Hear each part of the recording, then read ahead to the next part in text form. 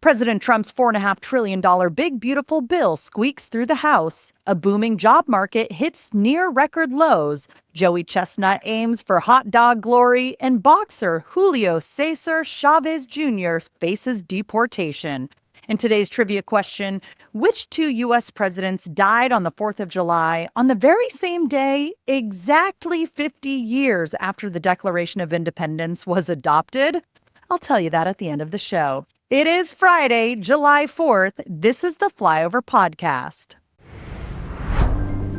Welcome to the Flyover Podcast, taking you above the noise for an unbiased, high-altitude view of today's headlines with daily coverage that's honest and refreshing. Let's cruise the news and land the facts. Good morning and happy 4th of July. Welcome to the Flyover Podcast. I'm your weekday host, Ayla Brown. On this day in 1776, the Continental Congress adopted the Declaration of Independence, officially marking the birth of our nation. While a lot of people say Christmas is their favorite holiday, for me, it's actually today. Last night, my family and I caught fireworks in New Hampshire, keeping a tradition my sister and I have had since we were little. It's a shorter show today, but still packed with great content, and I am audio only. So let's take off with the biggest stories of the day. The House has officially passed President Trump's One Big Beautiful Bill Act, a massive $4.5 trillion package that now heads to his desk. The final vote came last Wednesday with the bill passing 218 to 214, a narrow margin after hours of tense debate. House Minority Leader Hakeem Jeffries delivered an 8-hour and 44-minute speech ahead of the vote in a filibuster-style protest. The bill includes a permanent extension of President Trump's 2017 tax cuts, which account for $3.8 trillion of the total, and $350 billion in defense and border security spending, including $46.5 billion to expand the U.S.-Mexico border wall. To offset some of that spending, the bill cuts $1.2 trillion from Medicaid and SNAP, which could impact up to 11.8 million Americans, according to Congressional Budget Office estimates. House Speaker Mike Johnson pushed the bill through despite opposition from 12 Republicans, mostly from the Freedom Caucus, who objected to the associated $5 trillion debt ceiling increase. The bill now awaits President Trump's signature. Next, the U.S. economy added 147,000 jobs in June, slightly above expectations and a small bump from May's total of 139,000. That's according to the Bureau of Labor Statistics, which also reported a drop in unemployment rate to 4.1%, getting close to the historic low of 3.8%. Jobless claims also came in lower than forecast, falling to 233,000 for the week ending June 28th, with the 4-week average at 241,500. That suggests layoffs are staying low despite concerns about inflation and global trade. Job growth was led by healthcare, which added 40,000 jobs, and construction, which added 25,000, both sectors showing steady demand. Retail, on the other hand, lagged a bit, with analysts pointing to higher prices from recent tariffs as a factor. Overall, though, the data shows continued labor market resilience, even with inflation still running at 3.2%, and is drawing comparisons to the slow but steady recovery years after the 2008 recession. And it wouldn't be a proper July 4th without Joey Chestnut making his big return to Coney Island today. The 15-time Nathan's Famous Hot Dog Eating Contest champ is back in action after being banned last year due to a sponsorship deal with vegan food brand Impossible Foods. Now 41 years old, Chestnut still holds the all-time record, 76 hot dogs in 10 minutes, a mark he set back in 2021. But this year, he'll be facing off against Patrick Deep Dish Bertoletti, who won in Chestnut's absence last year with a total of 58 dogs. Chestnut's been a fixture in Major League Eating since 2005, and ahead of the contest, he told ESPN, "I'm here to win." The event has become a staple of July 4th pop culture, drawing more than 2 million viewers each year and will be broadcast live on ESPN. Women's competition is at 10:45 a.m. Eastern, followed by the men at noon. Today's episode is brought to you by NativePath Collagen, something I use every single day. I love it so much I bought 6 jars of it. No joke. It just arrived to my house yesterday. NativePath is made with just one ingredient, pure hydrolyzed collagen peptides. No fillers, no artificial sweeteners, no additives, just type 1 and 3 collagen, which make up 90% of the collagen in your body. It's third-party tested for heavy metals, so you know it's safe, and it's completely flavorless. I mix it right into my coffee, and you'd never know it's there. Over 4 million jars sold, 8,000 5-star reviews, and the best part, a 365-day no-risk guarantee. So if you've been curious, now's the time to try it for yourself. Go to getnativepathcollagen.com/flyover or click on the link in the description below. Here are some quick hit stories. Former boxing champion Julio César Chávez Jr. was arrested by ICE on July 2nd in Studio City, California, for overstaying his U.S. tourist visa, which expired in February of 2024. The 39-year-old now faces expedited deportation to Mexico, according to the Department of Homeland Security. Chávez, who had recently returned to the spotlight after a high-profile loss to Jake Paul in Anaheim on June 28th, a fight that generated $1.5 million at the gate. But beyond the ring, Chávez is now facing serious legal trouble. Mexican authorities have issued warrants for his arrest, alleging ties to organized crime and weapons trafficking connected with Sinaloa Cartel, a group the Trump administration recently designated as a terrorist organization. His 2024 green card application, based on marriage to U.S. citizen Frida Munoz, was flagged by DHS for containing, quote, multiple fraudulent statements. Officials also noted Munoz's prior link to one of El Chapo's sons, though no formal charges have been filed against her. Chávez's attorney, Michael Goldstein, has denied the cartel accusations, calling them outrageous, and emphasized his client's ongoing rehab and recovery efforts. Next, actor Michael Madsen has died at the age of 67. Known for his iconic tough guy roles in films like Reservoir Dogs, Kill Bill, and Donnie Brasco, Madsen passed away from apparent cardiac arrest on July 3rd at his home in Malibu, California.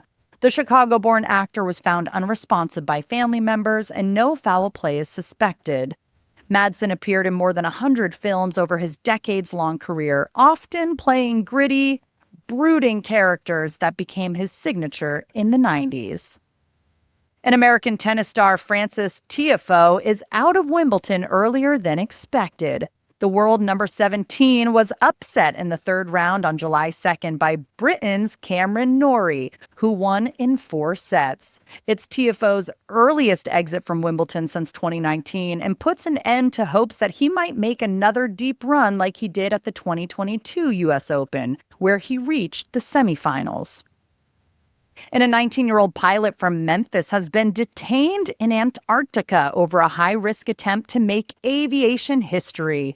According to CNN, Luke Davis was picked up by Chilean authorities on July 1st after he allegedly filed a false flight plan and landed without permission at King George Island, a remote research hub off the Antarctic coast. Davis was in the middle of a solo mission to become the youngest pilot to land on all 7 continents, but his unauthorized touchdown violated strict Antarctic treaty rules, which are designed to protect the continent's fragile environment. The National Science Foundation says it only approves landings that are allowed, and his wasn't one of them. His Cessna 172 was impounded, and Davis now faces a $50,000 fine. No injuries were reported, but his record-breaking attempt is now on hold and possibly grounded for good.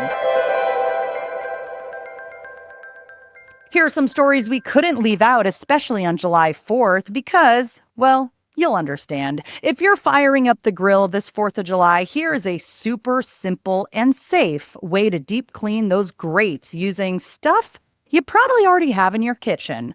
According to a new July guide from All Recipes, all you need is white vinegar, baking soda, a little dish soap, and some elbow grease. Just pull the grates off, soak them in a 1-to-1 mix of vinegar and water for about 30 minutes. That helps loosen up all the greasy buildup. Then scrub them down with a paste made of 2 parts baking soda, 1 part water. Make sure you're using a non-wired brush. Those bristles can actually break off and cause injuries. And yes, the CDC actually warns about that. And once you've rinsed and dried everything, rub the grates lightly with canola oil to keep them from rusting. So it's eco-friendly, costs under $5, and 80% of grillers say it removes more residue than most store-bought cleaners. Bottom line, don't let last year's burger remnants ruin this year's ribs. Clean it right, and then get to cooking. Next, if you're looking to upgrade your ice cream game this summer, this is for my son. He loves ice cream. The pros have spoken. Van Leeuwen's chocolate fudge brownie, I guess, is the one to beat. Food and Wine asked 3 big-name chefs to pick the best store-bought chocolate ice cream, and all 3 chose the same winner, Van Leeuwen. It's a $12 pint, so yeah, it's pricier than your typical Ben & Jerry's, but it dominated in blind taste tests. Made with 70% cacao, real cream, and big fudgy brownie chunks, it scored a 90% exceptional rating among testers for flavor, texture, and overall richness. You can find it at Whole Foods or Amazon. Just maybe don't leave it in the car after grocery shopping. That would be a waste of $12. And if you're traveling this summer or you just need an excuse to upgrade your gear, Amazon's 4th of July sale is going all out. According to Travel and Leisure, you can score up to 77% off on everything from luggage and tech to outdoor essentials and travel clothes. Some of the standout deals, I know you're wondering, Samsonite freeform hardside spinners are 40% off, okay? Starting at $119. Apple AirPods Pro 2 are down to $179, and Columbia waterproof jackets are 50% off, starting at just $60. If you're heading outdoors, Coleman tents are up to 65% off, and even Yeti coolers, rarely discounted by the way, are 25% off at $225. The sale runs through July 6th, and honestly, feels like a throwback to early Prime Day hype. Around 70% of shoppers say they plan to buy something, so if you've been holding out, this might be the time to click Add to Cart. All right, we have made it to the poll section. Here's yesterday's poll question and the results. How do you feel about fireworks? 34% said love them before 10 p.m. 30% said love them. 19% said my pet has a formal complaint. And 17% said meh. Well, I will tell you, I saw fireworks last night and they were spectacular. I loved every second of them. And I hope you do too if you're watching them tonight. But here's the poll question for today. You can make your voice heard by voting in the show notes below. And while we don't have a show tomorrow, I promise they don't go unnoticed. I'll still find out the answers. What are your plans for the 4th of July? Are you grilling and chilling? Are you watching fireworks? Escaping the crowds? Rereading the Constitution? Or last but not least, to be determined, playing it by ear? As I said, I saw fireworks last night in New Hampshire, so will my kids be able to last 2 late nights in a row? Probably not. I do know that I will be spending the entire day at the beach today, so that is my July 4th plan. Here's the trivia question. Which 2 U.S. presidents died on the 4th of July on the exact same day, 50 years after the Declaration of Independence? The answer? That would be Thomas Jefferson and John Adams. Both founding fathers and former presidents died on July 4th, 1826, exactly 50 years after the Declaration was adopted. Incredibly, Adams's last words were, "Thomas Jefferson survives," not knowing Jefferson had passed away just hours earlier. It's one of the most remarkable coincidences in American history. Speaking of America, happy birthday, America. I hope you go out to see some fireworks. And to those who voted that you hate fireworks, I hope you didn't have to see or hear any. Just a reminder, there will be no podcast tomorrow because of the holiday weekend. But if you're a subscriber to the Flyover email edition, there will be content coming your way in your email. Amy Hess will be back Sunday. And as for me, I'll see you bright and early on Monday morning. Thanks for flying with us.